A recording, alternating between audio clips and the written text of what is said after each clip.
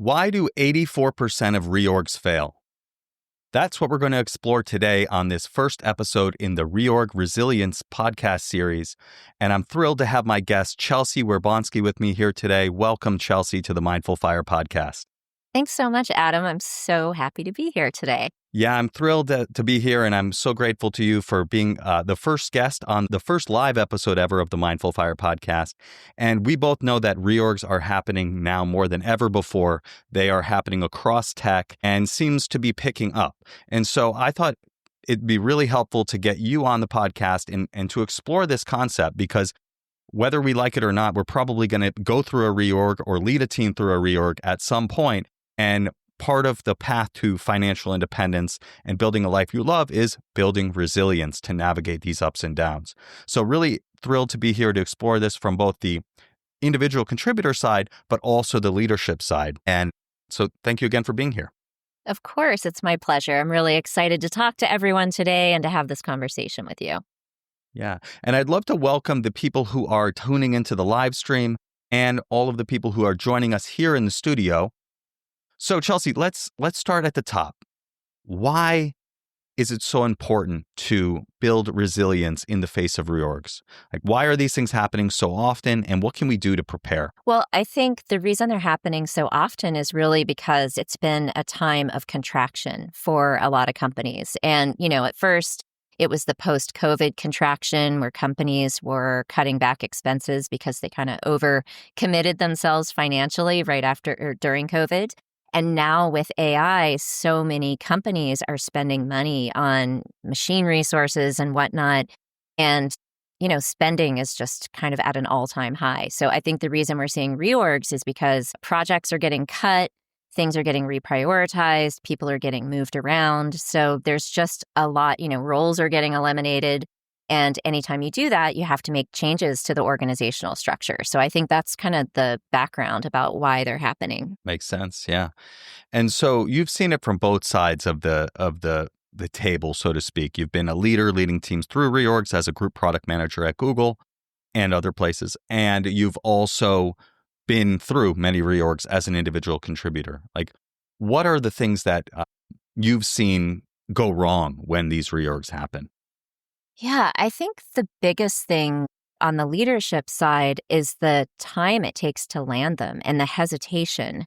Reorgs can be a little bit chaotic. A lot of people don't really have a clear picture of what the reorg actually means. So it takes a minute to kind of figure out, what people's new roles are, who's going to be doing what. Sometimes you have duplicative roles or duplicative teams coming together, and then you sort of have to figure out, who's going to be doing this job now? We have 2 or 3 people doing the same job. So on the leadership side, I think it's really comes down to sort of hesitating and trying to figure things out. But then on the individual contributor side, reorgs are destabilizing.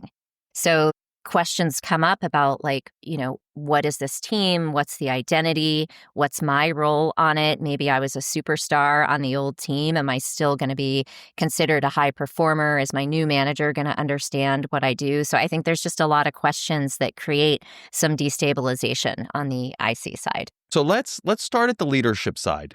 I've been through 11 reorgs in the last 10 years at Google. My last 10 years at Google, it seemed like it was happening every 6 to 12 months. And, I've seen the good and the bad and the ugly on that. So I think for me, what I've noticed is that there's just a kind of destruction of trust and psychological safety, right? Google did that study that shows that the best teams are the ones where people feel safe to take risks, speak up, and got to put themselves out there. After a reorg, especially after a layoff, I've seen that just go quiet, right? Your best, most creative people just kind of put their head down. They don't want to, they don't want to be next, right? And so kind of what have you seen show up when a reorg happens within a team? And we can talk, we'll talk about what's going on there, and then we can dive into what the solutions are. Yeah. So I think to your point, there's an erosion of trust. Whether or not that's actually based in reality is, it's a subjective thing, and every reorg is different. But I think anytime you're in a situation where there are a lot of unknowns, people get scared. because they don't know their new manager, they don't know their new teammates, they don't know what it means for their future. So yeah, there's a loss of trust there. And when you're a leader trying to manage your own sort of feelings and emotions around a reorg and your own sense of loss of trust alongside all of these people that you're managing is really challenging. And I think that's something that people often don't think about in the corporate world because we like to think that our emotions are sort of separate from work. But regardless of whether or not you're a person that processes your emotions externally, you're still experiencing them internally. Even if you try to push them out of your mind, it's still happening. And it's only natural for people to maybe get triggered, especially fear. Fear gets triggered, and then they sort of behave in ways that are maybe counterproductive or not as effective. Like on the leadership side, for example, if you don't know sort of like how your new team fits into the broader organization, that can also create fear. And then you're kind of viewing this big change through that lens. And I think when you're operating from that state, it becomes a little bit more difficult to help create psychological safety with your team because you're experiencing a lack of psychological safety. So I don't know if you felt anything like that in these situations at Google or if you can relate to that at all. But the thing that comes to mind for me with a loss of trust is fear getting triggered, and then of course anxiety and all of the things that go with that. Yeah, absolutely. I think it's a good point. Like having been through it as an IC, right? Like I'm so consumed in trying to navigate it and find my way and figure out what my job is and who my teammates are and where we're going. But to be honest, like that's happening to my manager as well, and probably their manager. Like a lot of times these decisions, especially layoff decisions, are happening so far up the chain that it affects everyone all the way down. And everyone's feeling that same fear. And so it's really important that we kind of acknowledge that, feel what we're actually feeling, and start to move forward and rebuild that trust and that confidence. And I have thoughts on how that psychological safety, how that trust is rebuilt. But what have you seen work, that either you have done as a leader or that great leaders that you've worked for have done to make that happen? Well, I think, before I go too specific on the solution, I just want to touch on one thing that you said because I think it's super interesting. I think we often forget that when we're in a corporation or a company, regardless of whether it's big or small, because there's a hierarchy there, we assume that the people above us have sort of like that they're not feeling things. We think they're immune to these experiences. And you make a good point because the people, it doesn't matter like how senior you are. Everyone is having their own human experience. So I think one of the things you can do, regardless of where you are in that hierarchy, is just remember, like, whatever you're feeling, other people are feeling their version of it. So in terms of like things you can do as a manager to recreate that sense of psychological safety, I think the first thing is in situations where it's like two teams coming together, or maybe you had an existing team and like a new team is coming in, is to really try to make those new people feel welcome and to try to get to know them and to reassure them that, you want to get to know their work, you want to understand the kind of value that they bring to the table, not in a way that makes them feel like you're evaluating them because you want to ultimately lay them off or cut their role, but because you want to understand them and you want to support them. So I think any type of reassurance that you can give as a leader is important. And then also one of the things that I think is important to be aware of is like, what are the sort of cultural differences on the team? So like, does one team have a totally different way of working from the one that's coming in? And if so, how are you going to reconcile those two things? That's another thing that I think comes up that can be problematic. And then the other thing is if there's overlap in people's roles, really taking a proactive effort and helping them to figure out like what is their new place on this new team. Because I will tell you, one of the worst, this isn't quite a reorg, it was an acquisition, but one of, I would say the worst experiences I've been through is when Google bought DoubleClick. And it was basically like two teams of product managers coming together, and there was like two of everybody. And the manager at the time, the attitude was like, well, you guys will just figure it out. And I think as a manager and a leader, one of your responsibilities is to figure that out. Like, you can't leave it up to the people on the team to figure it out. It's your job to figure out what the organizational structure will look like.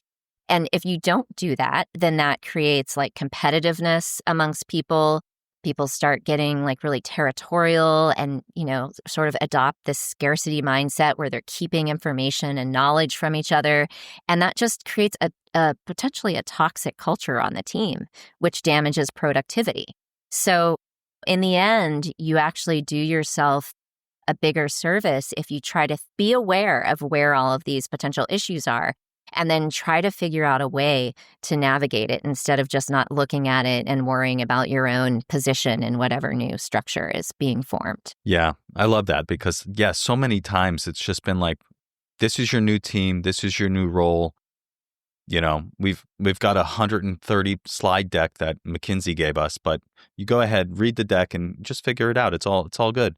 But no, you need to actively think about, as a leader, where are we going? What do we need to get there? And who has the skill sets in what roles to make this actually happen? Another thing that I think is often left to chance is just the idea of a shared vision, right? This total lack of clarity, right? I think back to my latest reorg. They created a new role, merged two organizations together, and everything about my job was new. New people, new team, a new manager, new role, new clients, new everything. And it was just like, what is this? Where are we going with this? What is the vision that we have? Like, how are we going to be delivering for our clients? What does that do for the overall organization? And then where do I fit in? And so I find that just that lack of clarity causes so much swirl and is why most reorgs take 6 to 9 months to land. And then you're 3 months from the next reorg. And so I'm on a mission to help leaders speed to alignment by getting everyone on the same page, working together, talking together, and moving forward together. What have you seen? How does that lack of clarity show up? Is that common in the reorgs that you've been through? Yeah, it's so interesting that you say that. Is so common. And I think, as a product manager, I can speak a lot to vision because sometimes you don't know what your vision is going to be.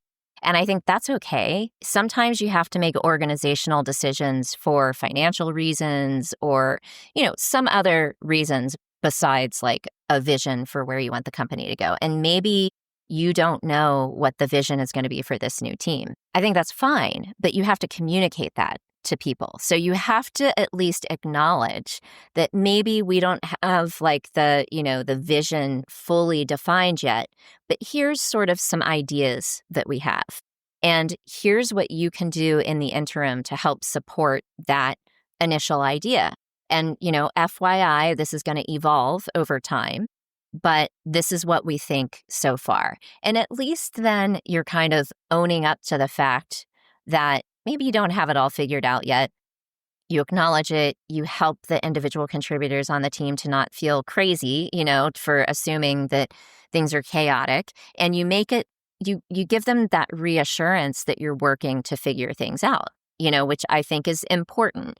Because one of the biggest misconceptions I think about leadership is that you have to know everything or you have to figure things out. And I think it's much more valuable, and ICs appreciate it much more, or even managers, first level managers appreciate it more when you just acknowledge the challenges that you're facing. It's much more authentic. It's more vulnerable. People can relate to that. And that just by default generates trust and psychological safety, because then you create this feeling of oh, okay, we're all in this together. We're figuring it out. And then you might have to have a couple of different touch points where you're this is taking us a little longer than we thought. Please be patient. The worst thing you can do as a leader is to act like nothing's happening and to not acknowledge that there's no vision and to not acknowledge that things are chaotic. Because then the people on the team start talking, they start gossiping, it creates this hotbed of toxicity. And I've never understood why more people just don't be honest about what's happening. It's fine, Right. We're all figuring it out, right? Exactly. Even in the best of circumstances, we're all just figuring it out. And so acknowledging that and just showing that you are a human being figuring it out. This was a change for you as well as a leader, and just acknowledging that and being real about it. Yeah, absolutely. Will put people at ease. It will generate that trust, that psychological safety, because you are modeling it. And then it creates a space where, a situation where it's like, let's create this together, right? I totally agree. Right. A lot of times these changes are happening for economic reasons, cost saving, whatever they might be. But that doesn't change the fact that, we have a new team and we have to work together and we have to go somewhere together. If you haven't set out that vision, and even if you have, I find it really, really valuable to get the people in the room, get them talking to each other, and get them collaborating from the get-go, right? Yeah, for sure. Yeah. And, I lead this workshop, as you know, because we met in my workshop, the Ask What's Possible workshop. I've been leading it for teams at Google, outside of Google, that are in this situation. They just went through a reorg. They have a new team. They need to get everyone together, get them on the same page, and get them productive as soon as possible. And so my approach is get them talking to each other from the very beginning. And in the session that we did together, it was exactly that. Bunch of teams from all over the world coming together for the first time. Some of them knew each other, some of them didn't. We got them talking to each other. We got them dreaming big about what do I want for my life, right? This is something that we can talk about a little bit more on the IC side. Having a clear vision for your life is a game changer. And most people never make the time to actually ask these big questions of themselves. And so that's where we start. That brings the energy up. Then we transition to in that situation, what does the industry look like? Where is this industry going? We were talking to the search team. What is search going to look like 3 years from now? And how do we as a team want to work together to meet that moment and to make that vision a reality? And then finally, creating alignment. There's alignment within the team, right? Everyone knows what their role is, how they're contributing to the vision. But then how does that help me get towards what I want to do, towards my vision? And so we finish the workshop usually with, how do I want to contribute to this big team vision? And how does that help me move towards my vision? That way I'm personally invested. And I think that's the step that most people skip, if they even get the team alignment piece done and have the clarity. But I think there's so many benefits to bringing the team in to the process because they feel ownership and they feel like they are actually part of it. They're making it happen. It's not happening to them. Right. Right. Yeah. And in fact, when you first mentioned coming together, I immediately thought of your workshop because in that particular case, we were a few different teams coming together and we were very geographically distributed. So there wouldn't have been a chance really for me to meet any of those people in person. And that is the first great thing about it, is that I feel like anytime you meet somebody in person, you just form a connection with them. And so then you're more likely to want to support each other because you have sort of like a work friend bond, Mm-hmm. It's harder to do that over like remotely and doing video conferencing. But your workshop in particular, I think, encouraged a level of authenticity and vulnerability that help people to really connect with each other and talk to each other. And then also you bring in the vision part of that. It felt collaborative. I really do feel like it set us on a really, powerful trajectory because I feel really close to that team now. And many of them live in Tel Aviv. Some of them live in Tokyo. So it's, like I said, in New York, California, it's very distributed. And, there's with time zones and stuff, there's just no chance that I would really get to develop that kind of relationship with those people. So I found it really powerful for that reason. And definitely agree with you 100% about the vision. I know we're going to talk about that more in the IC section. But yes, that's something that people don't take the time to do because they spend their entire sort of like career life just going from milestone to milestone without really stopping to check in with themselves to make sure, like, is this really what I want, Well, absolutely. Yeah. I know, chasing that next promotion, just right.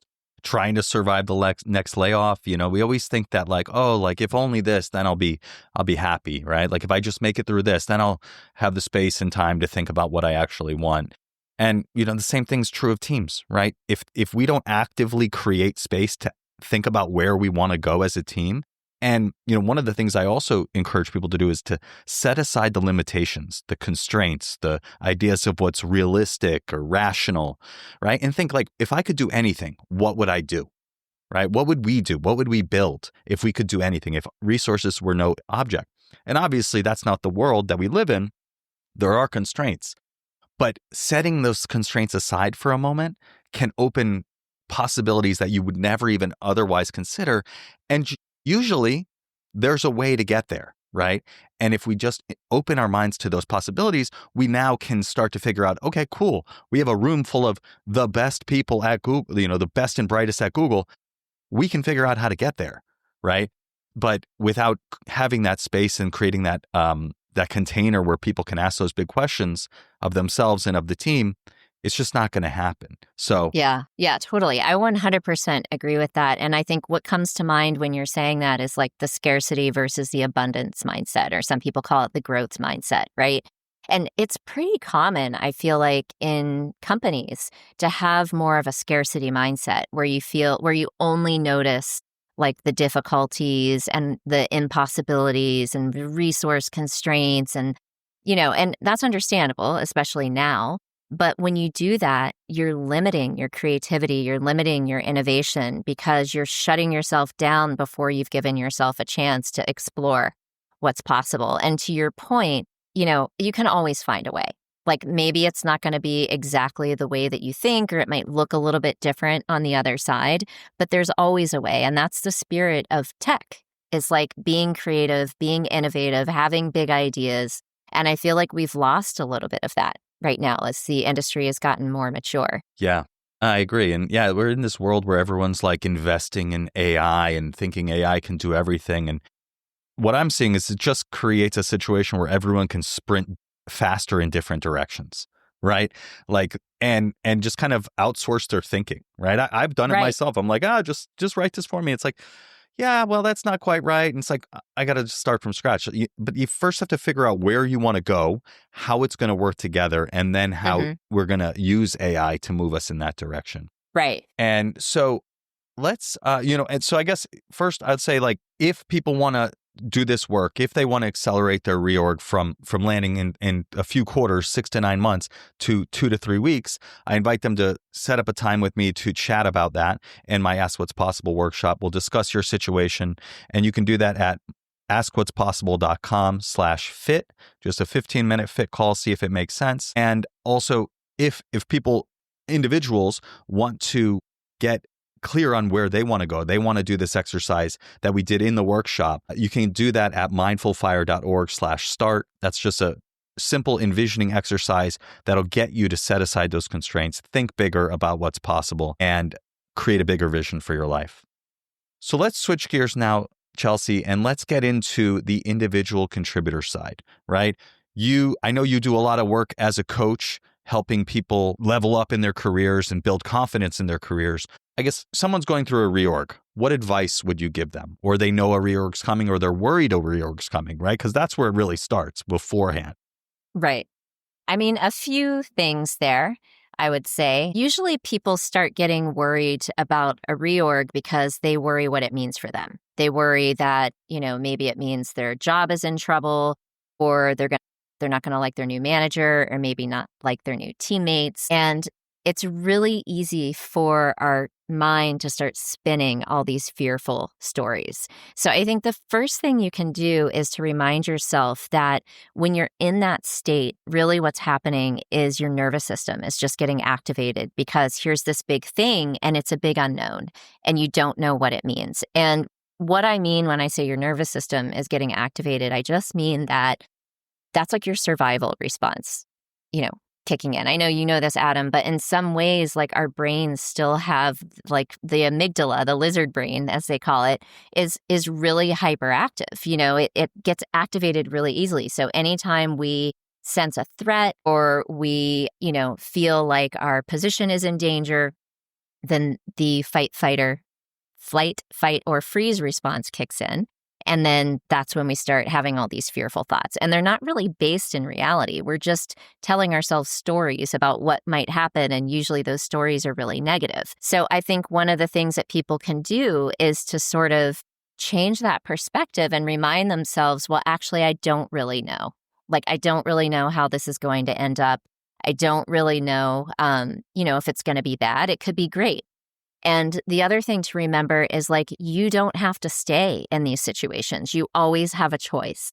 And I know we're going to talk about that a little bit later, but there's alternatives. You don't have to stay in these roles, even though it might seem like it. Yeah, that's really interesting because it's funny. In the times where I went through that, it was not clear. In my mind, I thought, I'll just navigate this. It'll be fine. I'll figure it out and it'll be fine. But in the reality, some of those times I should have probably started looking, and I probably started looking at a new opportunity.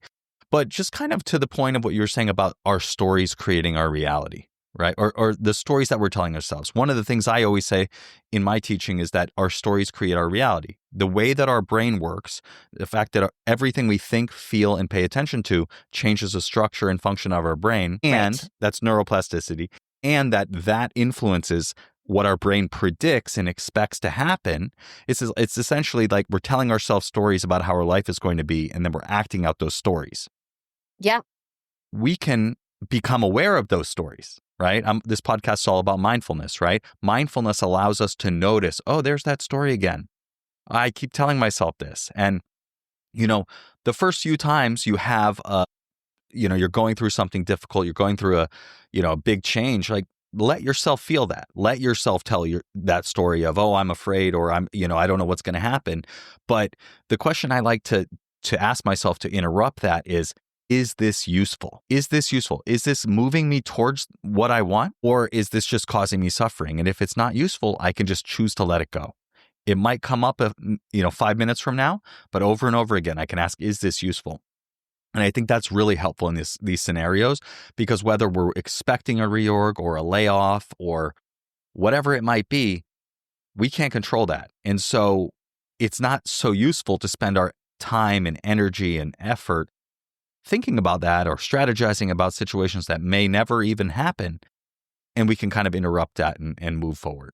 Yeah, totally. And now we're touching on, I think, one particular topic that you and I are both super passionate about, which is like the power of your mind to create your reality. And just going back to what you said a few minutes ago, I just want to reiterate that your mind has a filter in it. It's called the reticular activating system, the RAS. And that filter is based on, as you said, the stories that you tell yourself. So if you're constantly telling yourself things like, this isn't going to work, or this reorg is going to be terrible for me, or I don't have a choice, or this is the only job I can do, then that's what you see. Whereas if you're open to possibility and you're open to new ideas and things working out differently, your mind is able to perceive more opportunity because you're bombarded with millions of bits of information like every second or something like that. And your mind just can't process it all. So it has to use that filter to filter out information that's not important. And the way that it decides what is important is by what you pay attention to and the stories that you tell yourself. When you do that, you're telling your brain what to prioritize. So if you want it to prioritize different experiences, the trick is to tell yourself a different story. And that is automatically how you change your life. And some people might think that sounds woo-woo, but it's not. It's neuroscience. It's the way your mind works. There's nothing woo-woo about it at all. Yeah, exactly. And that's why I focus so much on the neuroscience, right? Like I came up as a facilitator training Googlers and engineers and product managers, and they're not into the woo-woo, right? And so I keep it very based on the science. And I find it much more practical, right? If you tell someone, oh, you got to raise your vibe to get what you want, like, how do I raise my vibe? That doesn't make any sense to me. But if I tell someone the story you tell yourself, that story you tell yourself about that you have bad luck, and then you have bad luck in your life, those things are connected. So if you choose a new story, or even just ask, is this useful, and let it go. And every time you notice yourself telling yourself that unhelpful story, you just choose to let it float away like a cloud in the sky. You kind of let those quote unquote mental muscles of that story atrophy, and you create space for a new story. And then as you start to practice that new story, I talk about this a lot as planting seeds. Every thought or story you tell yourself is like planting or watering a seed. And every time you think those thoughts or those stories, you are watering that seed. And not surprisingly, that seed grows into your life. And so if you start to plant new seeds, you create a new story and you create a new reality. Right. 100%. And I have a similar thing that I ask myself when I catch myself thinking, things that I don't want to be thinking. Is this absolutely true? Do I know that this is true? Because I think sometimes people confuse fear with facts. And we confuse these limiting beliefs that we have with facts. I mean, that's the definition of a limiting belief. It's like so deeply embedded in your subconscious that you believe it to be true, but they're just beliefs which can be changed. And I think the really interesting thing about limiting beliefs is that they are formed when you're a child. So as an adult, you're running this outdated software in your mind. Like you are operating like with this belief system that was formed, 40, 30, 40, 50 years ago. And living your life from that perspective because it's driving all of your behavior. And so I think one of the tricks to having like a really, whether it's a successful career or a successful life, is to update that operating system or those subconscious programs by identifying what they are to begin with and then changing the story. Right? Otherwise, you're being like every one of your actions is basically being driven by 7-year-old you or 10-year-old you. Yeah. And so how can people take that concept and, this knowledge that we are telling ourselves stories, whether we're aware of it or not, we are. How can they use this information to set themselves up for success in the context of a reorg? Yeah, I mean, this is something that I help a lot of my coaching clients with. I mean, I think the first step in any of this stuff, and we kind of talked about it earlier, is to become aware of what you're telling yourself. Since many of these beliefs are subconscious, sometimes it's hard to do that. And so the way that I always advise people to figure out what those things are is to pay attention to how you feel. Because when you're in a situation and you get triggered, then that indicates that there's a fear response happening. And where there's a fear response, there's an underlying belief about what your interpretation is of the situation. So if it's about a reorg, if you're starting to feel like, I don't want to share this information with my new teammate because they might steal my job, or somebody might think that they're better at the job than I am. That's and usually when you think that, there's a feeling that comes with it. It's like a feeling of tension or anxiety or like territorialism. Being aware of when those feelings come up, then you can be like, wait a minute, I don't know this person. Do I know that they're trying to sabotage me? No. And then kind of being more open to trying to support your new colleague and work together and create an environment of collaboration. And someone might say, well, I feel that person being that way too. That's why I'm being like that. But the thing that you have to keep in mind that I think is really important is sometimes we lose compassion for each other in these corporate environments. And we forget, like, if you're struggling and you're feeling them struggle, that means they're struggling also. So they're likely having a similar experience to you. And the quickest way to diffuse something like that is to create a collaborative environment and try to work with them and help them to feel safe and seen and heard.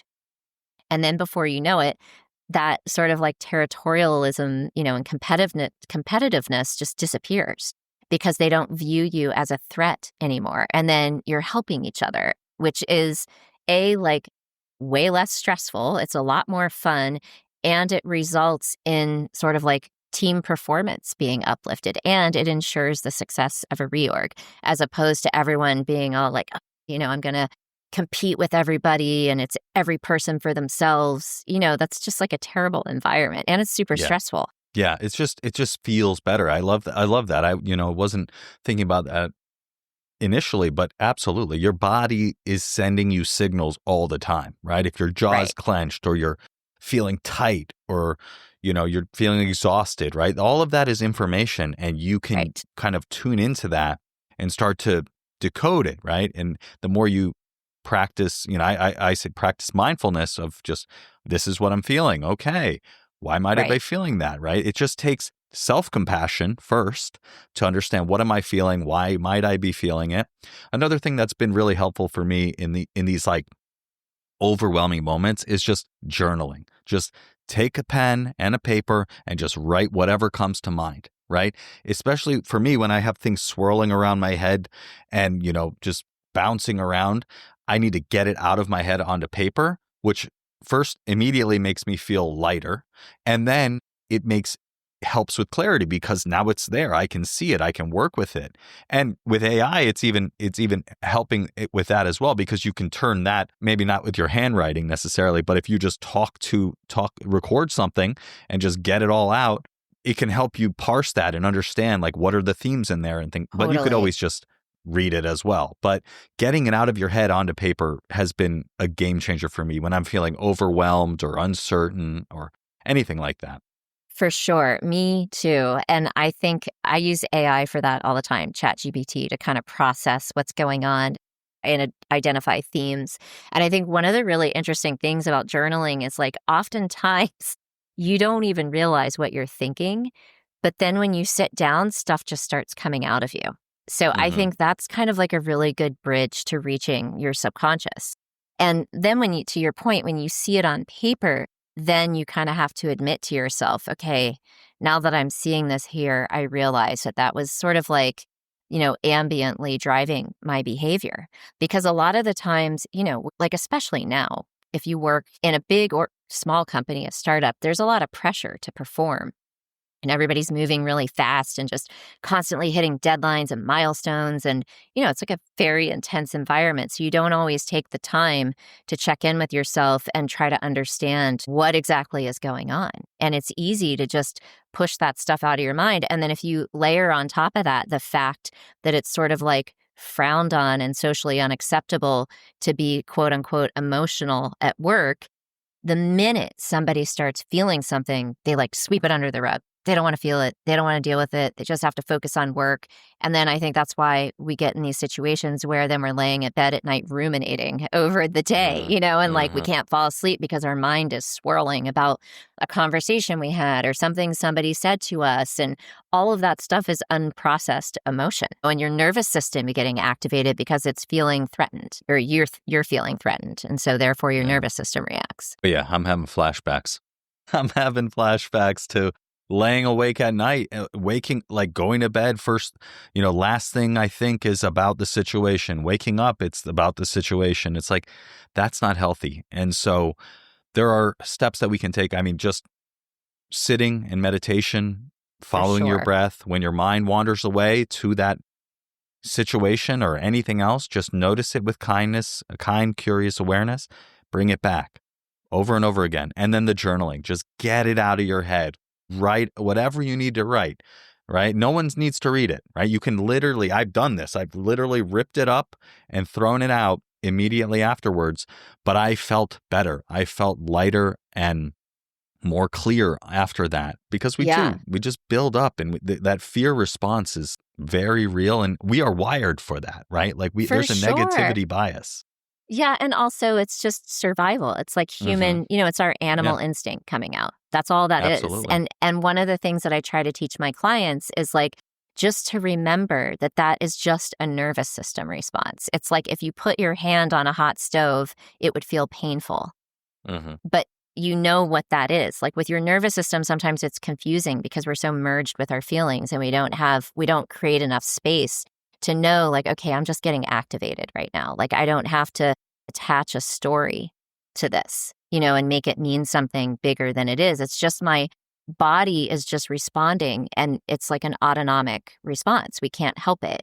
And I think another thing that gets kind of dangerous is that not only do you have that fear, but then sometimes if you're like for me, I was a woman in tech trying to step into leadership. When I would feel those feelings, part of me would be like, real leaders don't feel like that. Or if you were a leader, you wouldn't feel that way. Or you're bad at your job, you can't do this. And so then that starts like a shame spiral on top of it, where you're not only feeling afraid, but then you're beating yourself up for how you're feeling. And so now you're processing two different intense and negative feelings. Yeah. Yeah, it's kind of all goes back to what you were saying around like we are so merged with our feelings that and these stories that we've practiced for decades that we feel like it's true. And we need to create some distance, like getting it on a paper or telling it to a friend. Like the way we talk to ourselves in our head, we would never talk to even our worst enemy sometimes, you know? So it's like you need to create some space. You need to get some objectivity to these stories and realize like you can choose a new story. And so I'm curious, Chelsea, you know, we talked earlier about vision, but is there anything that you do with your clients to help them think bigger about their life and create that vision for their life? I would love to hear your thoughts. I'm happy to share kind of how having a clear vision helped me, but really curious on the work you do with your clients. Yeah, I mean, it's so interesting because I think I work with a lot of women in tech and people in demanding jobs, and so they're very analytical. And the one thing that I try to tell them when they create a vision is like, don't worry about logistics. Don't worry about the how. Because what I find is when people start trying to do visioning exercises, they're like writing down their vision and then they're like, oh, but that can't be my vision because I would have to do X, Y, and Z, or this would happen, be able to do this. And then they get caught up in the logistics of it and don't actually get to the visioning part. So one of the things I try to teach them is to relax, meditate beforehand, and clear space in their mind and focus on an image and also how they want to feel. So not like, what am I going to do? Or like, what's my specific role? Or what are the specific steps I need to get there? But how do you see your life? And when it comes to the feelings, it's things like, well, I want more freedom. I want to feel a sense of abundance. I want to feel, you know, intellectually stimulated or fulfilled. You know, those were all things that were really important to me. And then practice feeling those feelings now. And then do that, you know, for 60 to 90 seconds every day. And then when you're in your life and actually doing the logistics, that feeling will guide you. And you'll start following the vision without even knowing it. Because going back to what we said earlier about your mind kind of having that filter, when you teach it that, no, actually these feelings are important and this vision are important, it automatically finds opportunities that lead you down that path. Yeah, so that's what I try to teach them to do. I love that so much. Yeah, that's a huge thing that I focus on in my workshops and when I was doing group coaching. And it's, how do you want to feel, right? How do you want to feel personally? And then in the team setting, how do you want this team to feel, right? Like, because teams have a feeling too, right? Competitive is a feeling. Territorial is a feeling. Collaborative, kindness, those are also feelings. Empathy, right? Care, right? Yeah. Like, these things are also feelings that we can choose. And that's the thing that I think about when I think about my vision. It's, I want to feel unrushed, right? Like, and I'm 1 year out from working at Google. I'm into my semi-early retirement, whatever I'm calling it, where I'm building this business. But my vision was always to be unrushed, feel unrushed, build this business in my own time, in my own way.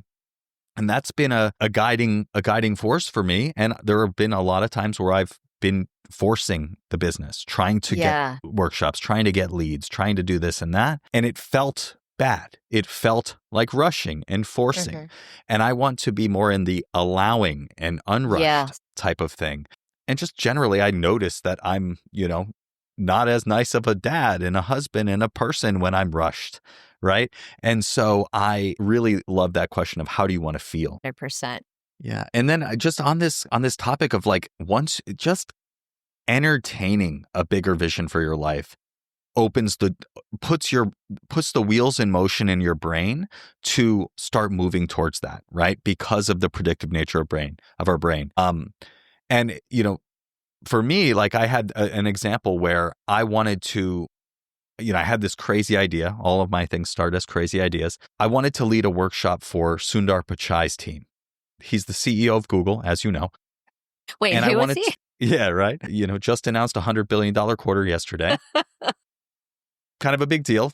obviously have no connections to him. And I wanted to do this, but I had no idea about how. Right? I love what you said about don't worry about the how. Not important at this point in time. When you're doing visioning, when you're getting clear on what you want, don't worry about the how. It doesn't even matter. I thought that, and I was like, that would be awesome, right? I started, taking little actions, having conversations with administrative business partners because I wanted to do workshops. It wasn't necessarily to get to Sundar, right?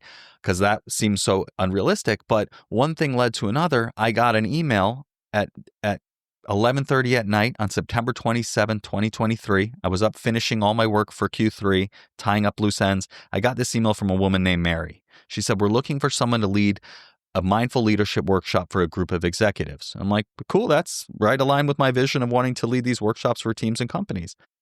Had a conversation with her the next day. She's like, would you be okay with if it was about 100 SVPs and VPs at Sundar's leadership conference? I was like, perfect. Like that's exactly what I wanted. And so another thing you said is, first, don't worry about the how. Obviously could not make a plan to get there. The second thing is, be open to how it happens, when it happens, and expect it to look different, right? Did I do the workshop for Sundar? No. But did I do it for a group of VPs and SVPs at his leadership conference? Absolutely, right? And so some people might consider that a loss. I consider that a huge win. It has set my entire business forward because I have that credibility. And that would have never happened if I hadn't opened my mind to like, what do I really want? What would be awesome, right? Right. Or if you would have told yourself, that's impossible, I could never do that, I better down level my thinking to something more realistic. I think that's what people do also that gets them in trouble with visioning and why some people think it sounds corny or it doesn't work because they automatically assume they can't do it. And they start telling themselves all the reasons why it won't work out. Well, guess what? If you tell yourself it's not going to work out, it won't work out. Your story creates your reality. Exactly. That's what I tell my kids all the time, Yeah. So I love that. That is so important. And I'm glad we covered that. And let's talk. I know you had something you wanted to chat about, someone who's early in their career and their reorg comes their way and they might be really shaken by it. Right. I'll hand it over to you, kind of talk about how you would advise somebody early in career or otherwise. I mean, we all suffer with these same things, but let's use that example.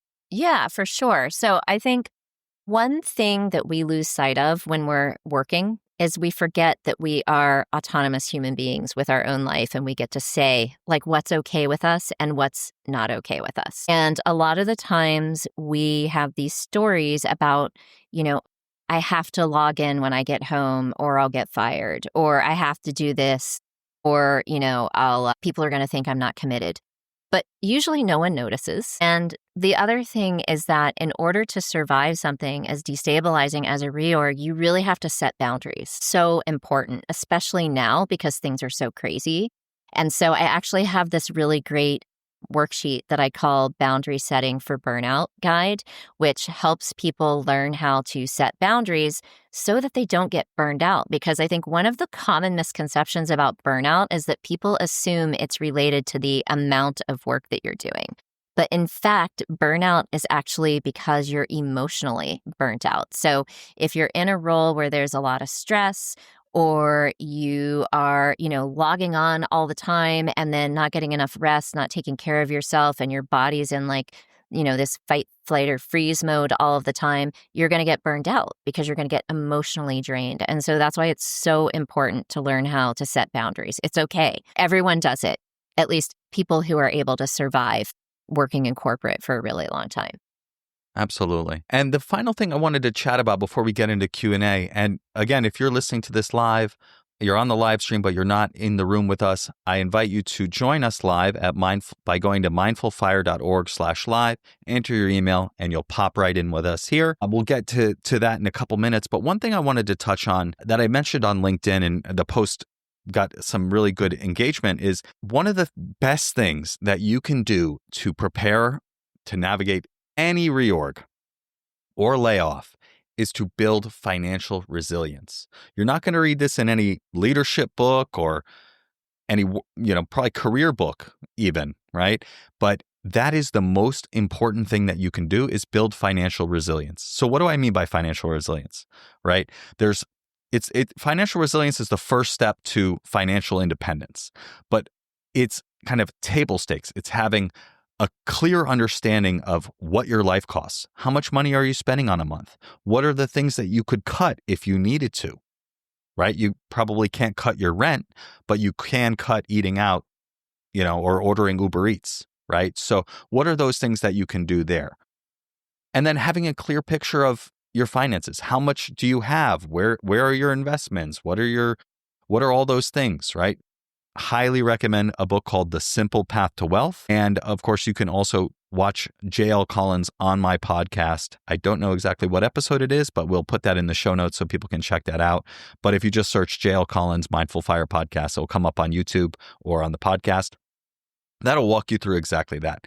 But again, the way you build financial resilience is avoid debt, know how much your life costs, and of course, within that, spend less than you make, and then have a clear vision for your life, right? When the last year I had at Google was very challenging, right? Had been reorged to a team with a manager who I was not vibing with. We'll leave it at that. We weren't vibing.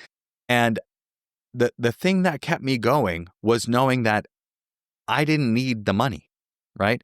I have an emergency fund, right? That's the third thing on the list is have an emergency fund, have 3-6 months expenses, building on knowing how much your life costs, have that in the bank so that you know that you can deal with whatever comes.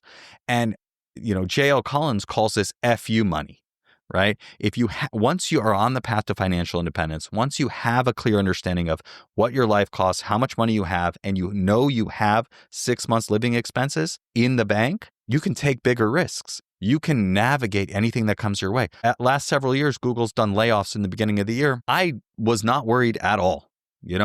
Some might even call it hopeful to be laid off. And most people aren't in that situation, but I was not worried. I could navigate whatever was coming. And when I got into a situation that was very challenging, knowing that gave me the confidence to pursue my vision full steam, right? I knew that I needed to, it was now or never to make this happen. And I went and I pitched the president of the Americas about leading my workshop and ultimately got a pilot for that. And I would not, most people in the situation I was in would have been worried about paying the mortgage. And that's the reality for a lot of people, right? And I, didn't have a tech startup. I mean, I did work at Google, that helps, but having financial resilience, building that muscle and having that money in the bank was one of the core things that helped me through that challenging situation and allowed me to move into this next chapter of early semi-retirement without worries and knowing what I was moving towards. Yeah. And I think even if, we're fortunate to have, we both worked in big tech and we have that luxury, but even for people that don't work in environments like that, it is still possible to have a backup plan. And the way that I always suggest people do that is start a side hustle, right? Like you can always make extra money. And this is another thing that people forget about very easily is like they feel like they have to just take this predictable path. I have to work in an office. I have to work in a 9-to-5. It's very structured. The thing is, like, even if you're successful in a corporation, like there's a ceiling. Very few people are able to get to the level where they're making like millions of dollars a year unless you're working on Wall Street as like a managing director or something. So it's always possible to make more money. It just might not look like what you think it'll look like. Again, it just goes back to the idea of being open to possibility. Open up your mind and think that way, and then you'll see opportunities around you everywhere that maybe aren't like what you thought your life might look like or your career might look like. But you can literally design your career in any way that you want. And I think more and more people are starting to do that now because the job market's so unpredictable and there aren't as many jobs as there were before. Yeah, there certainly aren't. And they're certainly not as secure as they once were, right? Google, we 100%. before January 2023, we thought this is the safest place to be, right? Right. I was like, I'm retiring here. That's right. And then 12,000 people were laid off in the middle of the night, right? So that's going to happen. Yesterday was 14,000 at Amazon, right? Right. So I love what you said about having a side hustle, and that can be related to your core job, or that skill set, right? Could be consulting on product things if you're a product manager, or it could be completely different. You could drive for Uber Eats. You could drive for Uber. You could babysit dogs. This guy I know in my father's group. Company. Start a dropship company. I know people who have done all of these things. A guy I work with a friend of mine in my father's group turned his backyard into a dog park. Wow. and has dogs there all the time. That's amazing. He's like, my kid wants a dog. I don't want a dog. And he basically now has dogs there all the time and makes money doing it with minimal effort, right? So there's all sorts of ways. I've done consulting stuff. I've done, obviously, the podcast and coaching and all these things. And each time I've moved closer to getting clear on what I want my retirement to look like. And I've also made money that has accelerated my path to retirement.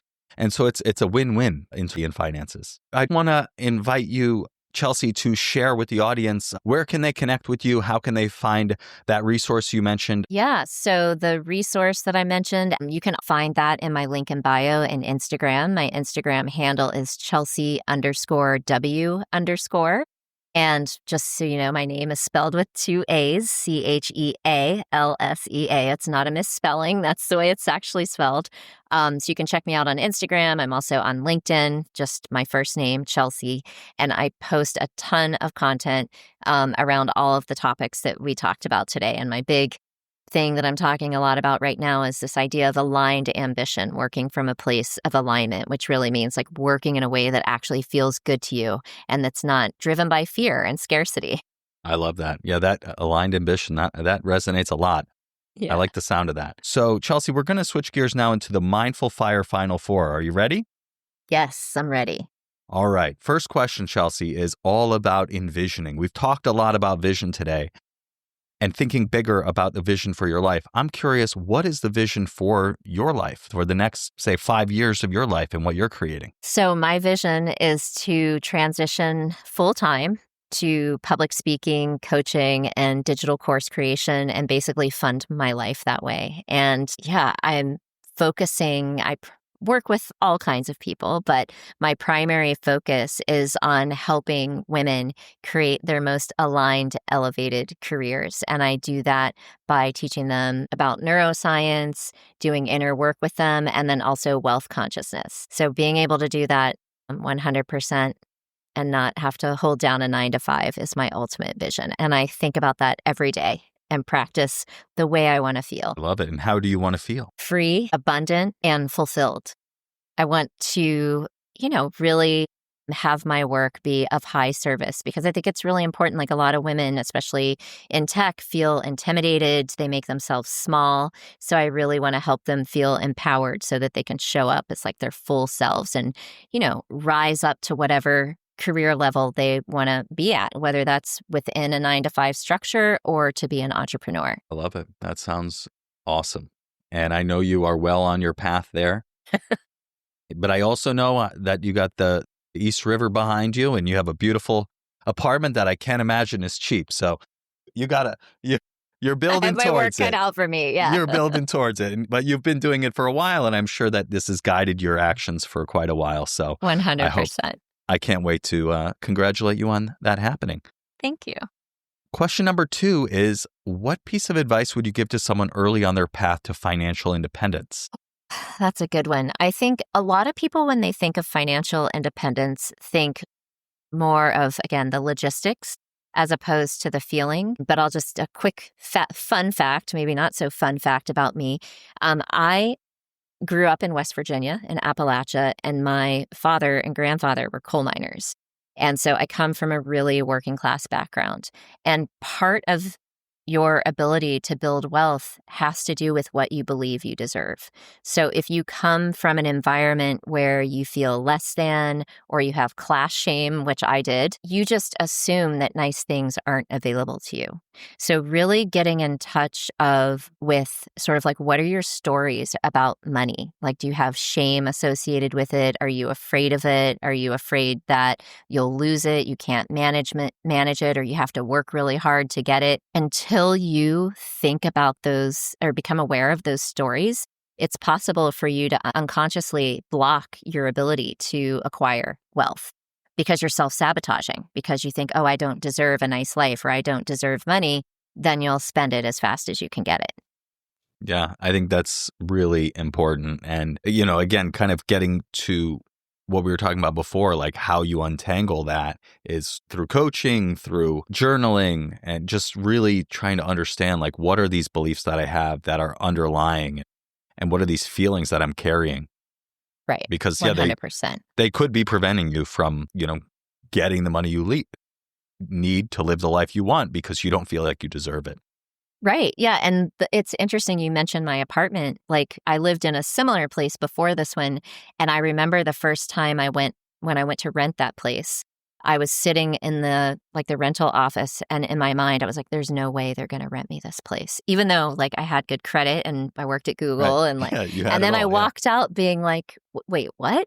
And that was the first time I became aware of that mindset that was related to the class structure, Right. the big breakthrough for me.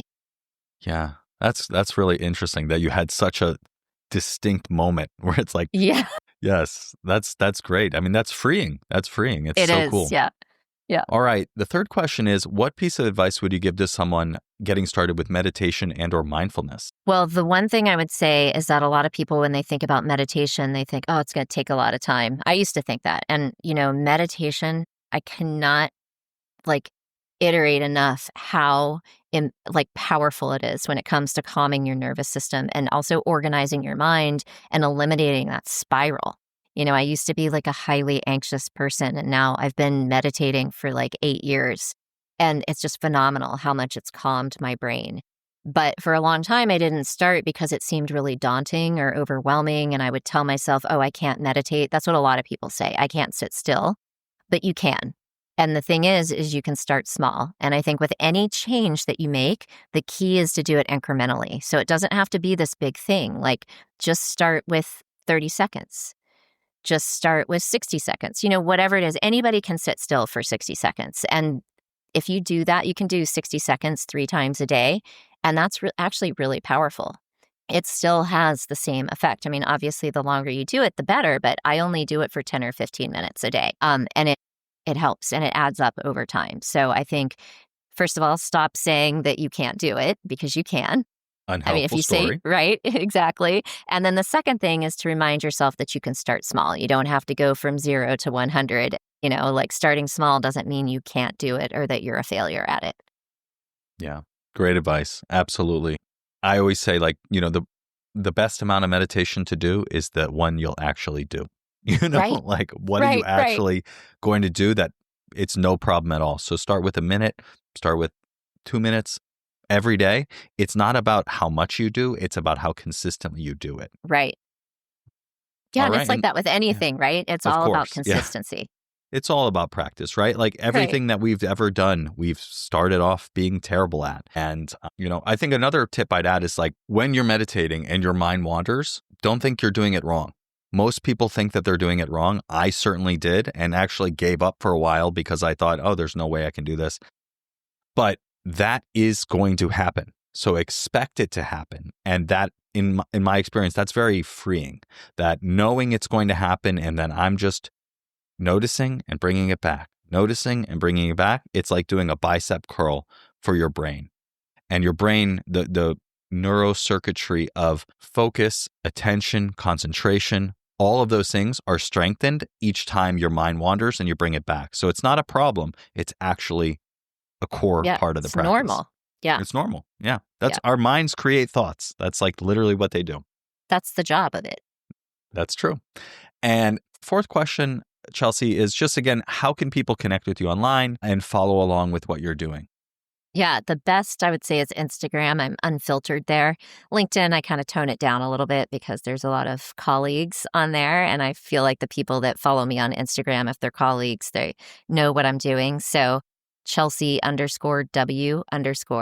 That's IG. And then if you do want to see me on LinkedIn, it's just my first name. Also, website, chelseaw.com.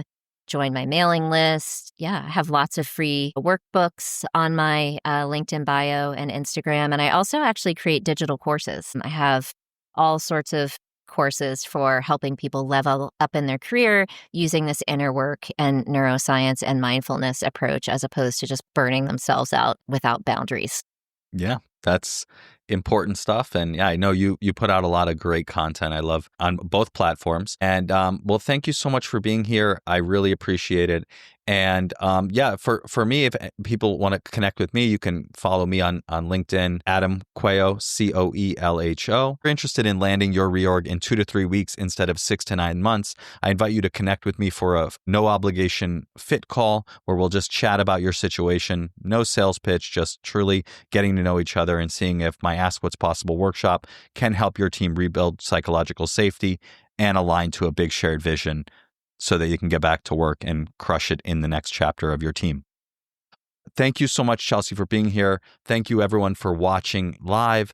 And those of you who joined us in the audience here in the room, really appreciate you being here and wish you all the best. Thanks so much, Adam. This was great. I had so much fun chatting with you. And thanks to everyone who joined.